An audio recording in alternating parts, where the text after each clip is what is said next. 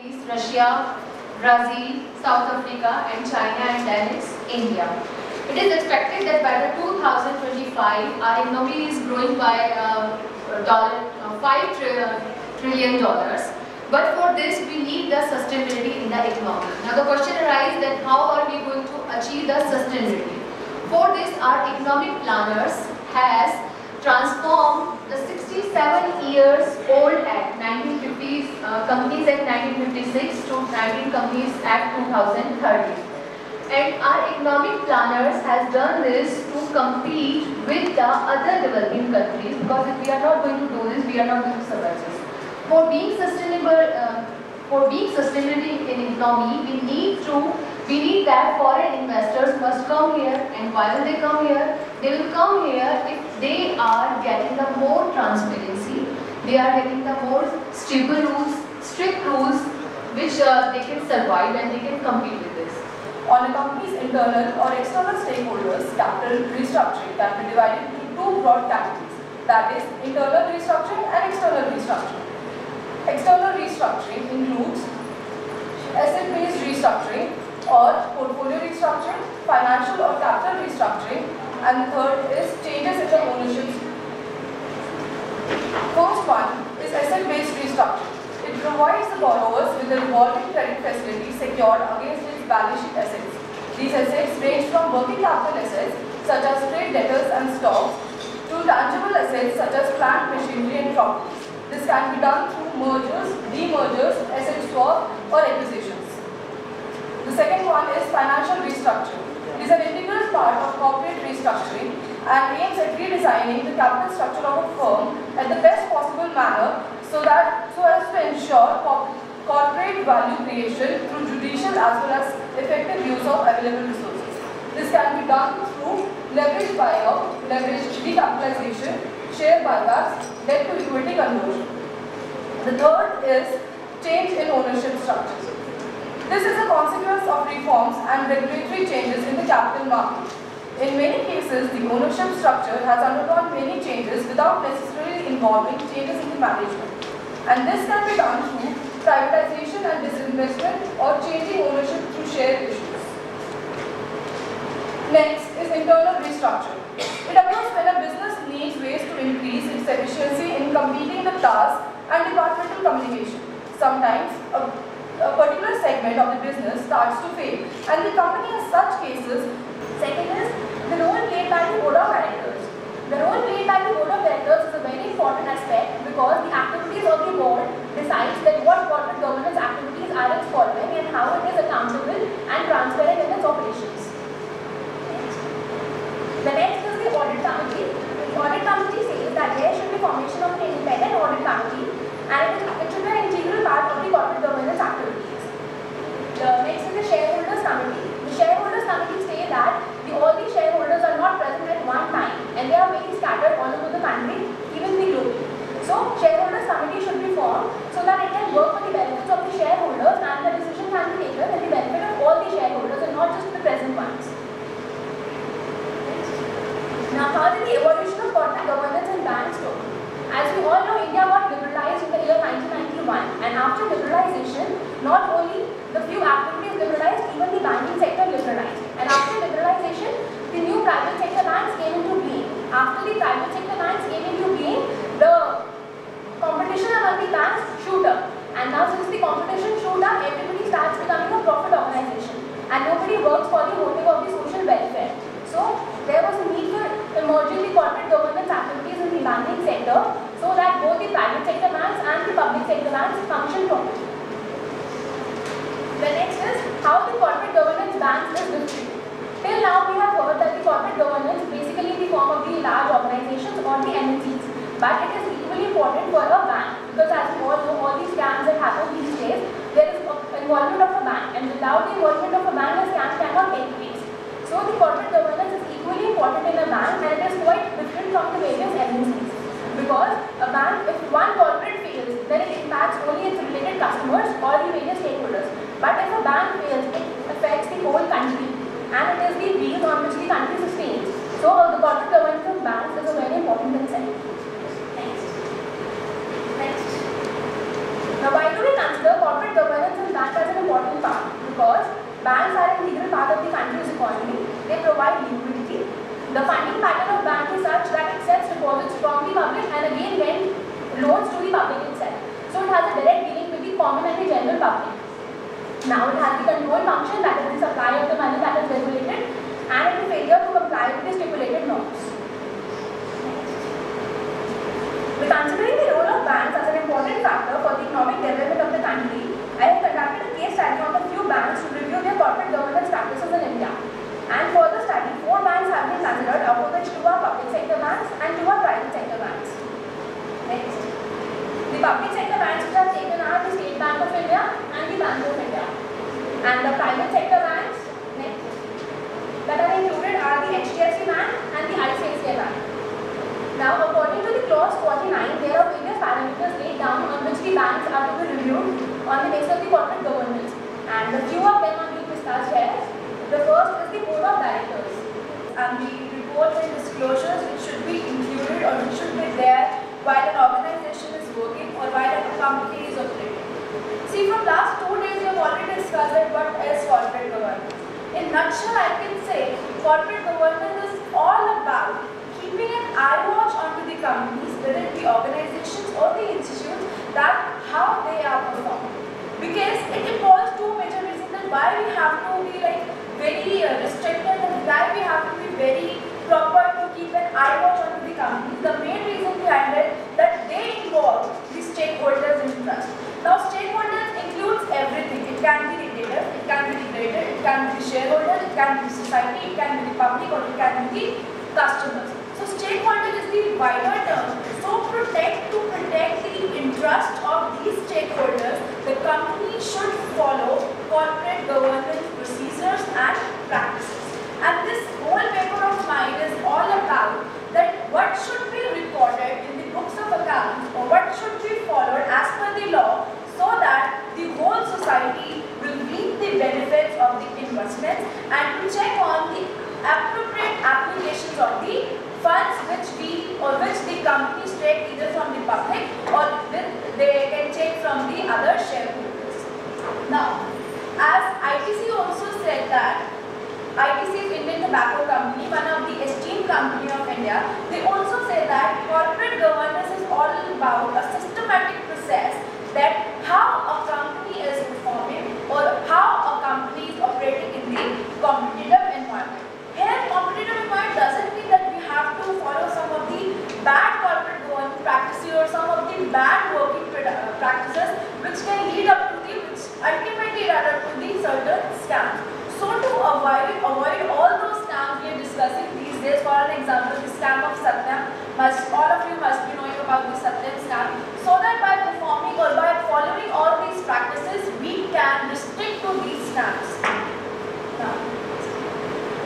Now, just to tell you about some of the glimpses of the corporate governance, everyone here knows that corporate governance in India is started by Kumar Birla in the year 1999, but at the later stage, it was initiated in London, as the London Stock Exchange found some of the deficiencies in the accounting practices are there. That's why many companies call at that time. In the year 1992, London Stock Exchange, they have started with the corporate governance initiative under the committee or under the leadership of Sir Carter. Now, next. Corporate governance in terms of reports and disclosures include very important listing agreement, which is stated by SEBI that every company who are into the accounting practices or every company who are performing some of the tasks or the services for the society or for the upliftment of the society, be it with the profit motive, they have to be listed into the clause of section 49 of SEBI, which says about whistleblower policy should be followed. It says about application of the funds. It says about the mandatory disclosures of executive and non-executive directors and how much remuneration they are getting from the management. Now, it's about the quorum of the board of directors. This quorum should include non-executive and executive directors, independent directors. They also include the transactions which they are following. It also includes the risk management practices what the board of directors are following to take care of the society, to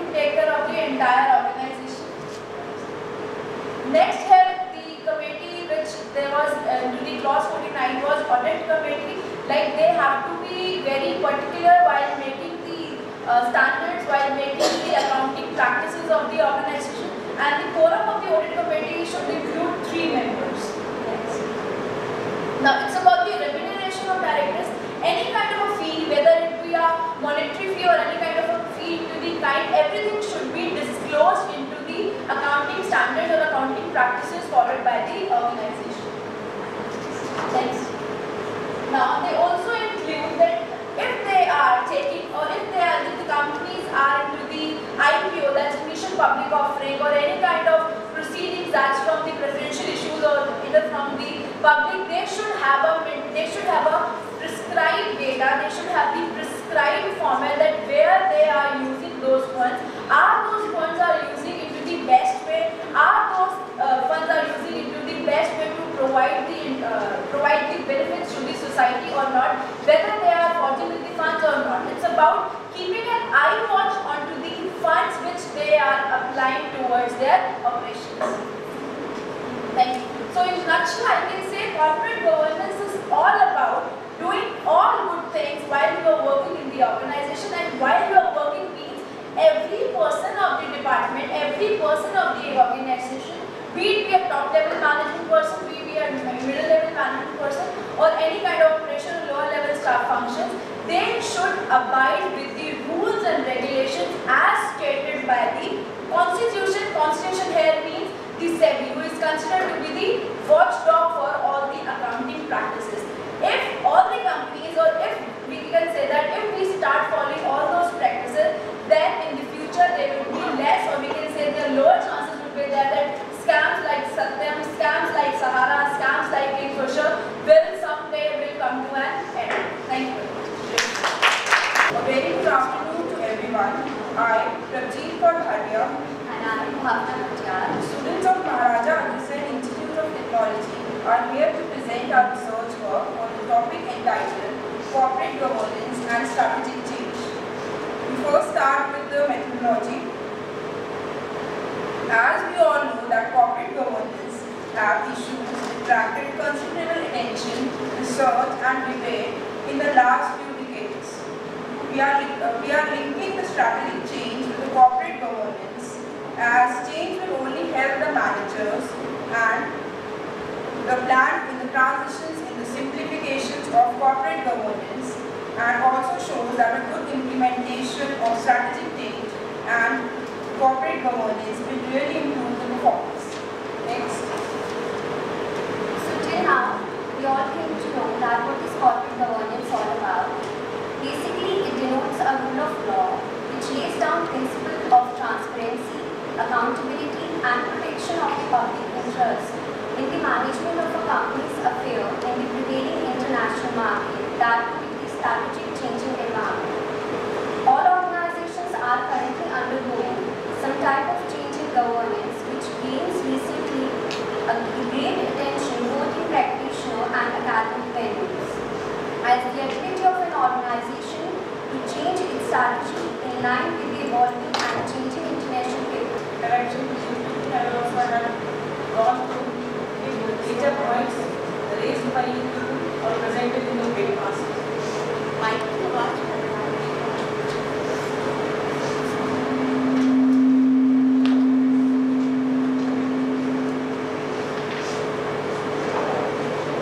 So first was Nisha Khandelwal.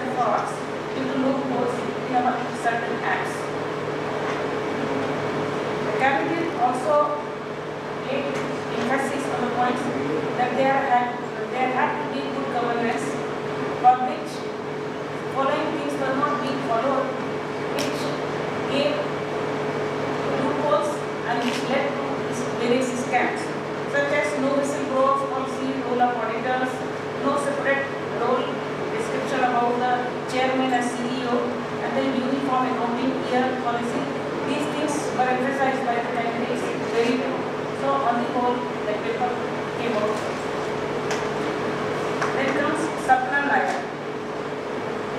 This is also the topic corporate restructuring and motives for share buyback in India. Sapna also described very well the internal and external shareholders' role, the recapitalization, changes in the ownership structure, and then internal portfolios restructuring. All these points she covered well.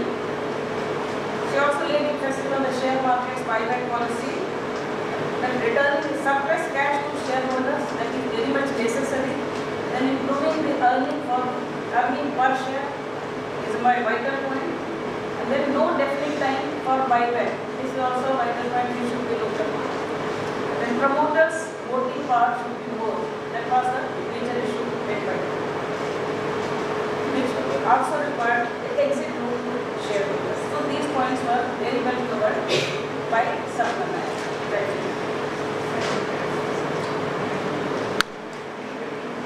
She also laid emphasis on one vital point, that many of the companies they announce, but they do not buy back.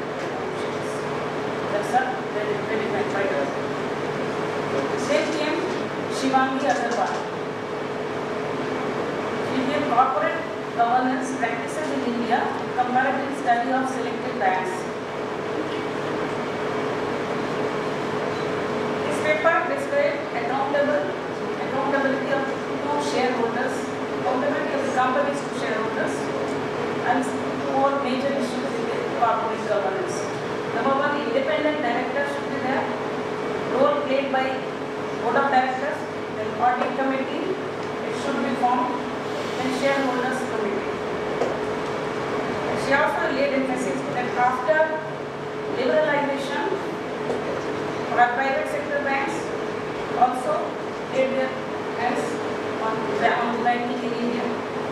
This she described the entire working of them or the policies followed by them or not followed by them by quoting examples of SBI, Bank of India, HDFC and ICICI. So by these four examples, she was able to lay stress that at some of the places policies were very well followed, and at some of the banks they were not followed. Rather, board meetings were more board meetings were held in private sector banks as compared to public sector banks. General body meetings were not held. The audit committee was also formed. Remuneration committee was also formed. So she quoted there, giving the examples of four banks, and what is corporate governance and how it compared to. Then came Kalamdeep Kaur. I think among all the candidates, she was the best one to present her paper. She laid emphasis on corporate governance, reporting disclosure practices. She informed that to protect what is good governance, it is to protect shareholders' esteem. Corporate governance is very necessary. And it is the process by which we came to know as to how the company is practicing. Then there should be proper disclosure policy. She laid stress on that also. The mandatory disclosure of executive or non-executive directors should be there.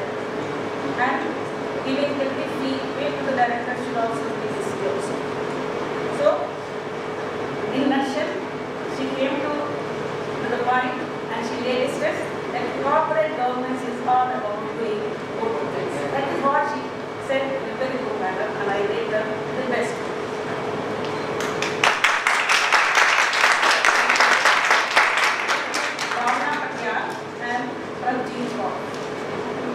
They also laid stress on their paper was corporate governance and strategic changes. They tried their best.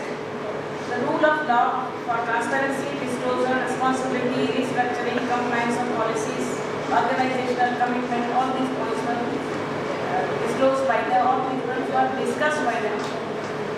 But in a way I feel that this paper could not attract much. that both of them were not able to present the things in a very well manner, and they required some more help. Thank you. You are asked to prepare the presentation for 10 minutes. Is it so? Is it so? Yes or no? Yes. Sorry, 15 minutes. 15 minutes.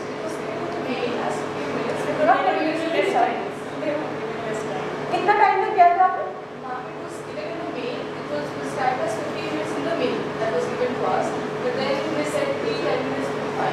Okay, वो मुझे लग रहा था कि आपको time पहले ज़्यादा दिया गया और यहाँ आकर कम दिया गया। तो एक अच्छा जो प्रेजेंटर होता है ना, उसमें एक क्वालिटी होनी चाहिए कि अगर आपने ज़्यादा का किया है तो you are able to present in a lesser time also. ठीक है? For that, what you have to do is you should be well versed with your subject. You can have your presentation with you, but your 100% dependency should not be there on the presentation. What I was seeing here, except for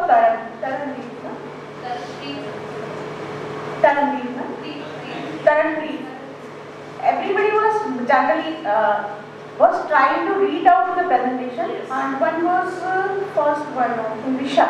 Risha was also not reading. So for a good presentation, because you are the students, so I think I should or I have a right to tell you how to make your presentation in a better manner.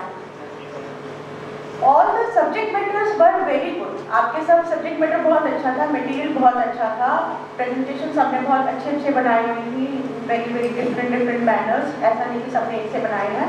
That part was very good.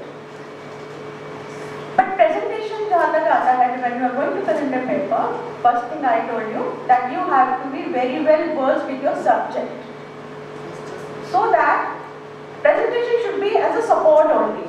It's not that you keep on reading and reading. What happens in the meanwhile, the spectator or the listener or the audience, they lose their interest if you are just reading the subject. Like I give an example, Taranpreet was when she was presenting the paper, I was feeling very relaxed. I didn't have to make an effort to look at the presentation. She was explaining all the things very well. She was taking a point and then explaining the things, and she was also not reading it out. She was well versed with her subject. You may not be telling hundreds of the things related to the subject.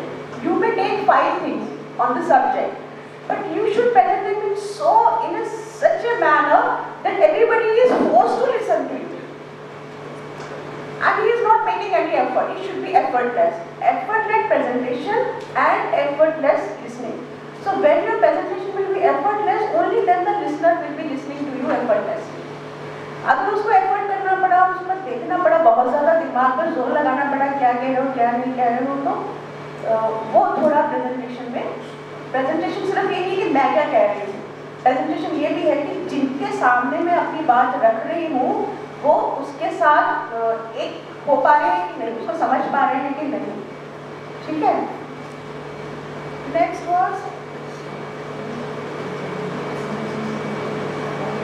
हाँ, एक बहुत important point जो होता है presentation के लिए कि जो माइक है, माइक की पोजीशन कैसी है. अगर आप माइक यूज कर रहे हो तो ये नहीं माइक कहीं भी रखा है, कितनी भी दूर में रखा है, आपकी हाइट कुछ और है, किसी को सुनाई दे रहा है या नहीं दे रहा है, यहाँ रहा. मैं किसी का पॉइंट आउट नहीं कर रही हूँ, आप खुद अपना सोच लीजिएगा कि आपने कैसे प्रेजेंट किया.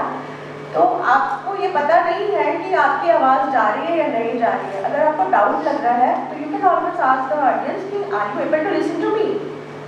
इफ नॉट, तब आपको सबसे पहले अपने माइक को एडजस्ट करना है ठीक से, अदरवाइज वो इम्प्रेसिव प्रेजेंटेशन नहीं हो पाएगी. हो सकता है बहुत अच्छा बोल रहे हो सकता है वेल वर्स्ड हो सकता है रिलैक्स होकर बोल रहे हो, but even then if the mic is not working properly और your voice is not audible, आपकी सारी मेहनत बेकार जाएगी. ये एक कमी मैंने कुछ प्रेजेंटर्स में यहाँ देखी, क्यों एक माइक यहाँ रखा था तो बस रखा है, वो आए और प्रेजेंट करके यहाँ चले गए. They didn't bother whether the other person is able to listen to it or not. तो आपकी जो सारी मेहनत थी, आपने इतना सब्जेक्ट मैटर, इतना बढ़िया मैटर इकट्ठा किया, इतनी बढ़िया प्रेजेंटेशन बनाई, बट ऑल इन वेन, और at least 80-90% matter is in when. Agreed और not? Who are the listeners? Agreed or not? Am I wrong? Yes, I'm wrong.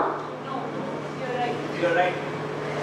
So that should, वो चीजें आपको ध्यान में रखनी चाहिए. और था हाँ, एक चीज़ ये भी होती है कि when you are going to present your paper, it should be presented in a manner if the person is not well versed with the subject. It's not necessary that all the person are from the same background, right? So if you are going in a crowd or amongst the people who are not well versed with the subject, they are also able to understand some of the things, if not 100%. They should also be, so that some interest is created. Your presentation should be made in such a manner, your subject should be explained in such a manner that the interest is created to the audience or the listeners. So I think otherwise आप सबका बहुत अच्छा रहा, but कुछ लोगों का definitely लाजिने पहले ही find out कर दिया, इंडिविजुअली सबका उन्होंने इवैल्यूएट कर दिया है, आपको बता भी दिया है क्या करनी थी, क्या अच्छा था, सब्जेक्ट मैटर सबका बहुत अच्छा था, सभी थी वो उन्होंने बता दी है, but presenting point of view से जो मुझे लगा वो चीज़ें मैंने आपको बताई है. I hope next time if we come and you all come here and we again listen to it, there will be improvement on these fronts. And one thing I want to ask, कि all ladies were there, is it so कि लड़कों का अलग है, लड़कियों का अलग है? All girls were there. चले. Anyway, thanks a lot listening to me so carefully. I hope I could also present my whatever I wanted to say in a good manner, and you were relaxed. You did not have to make lot of effort. Thank you so much.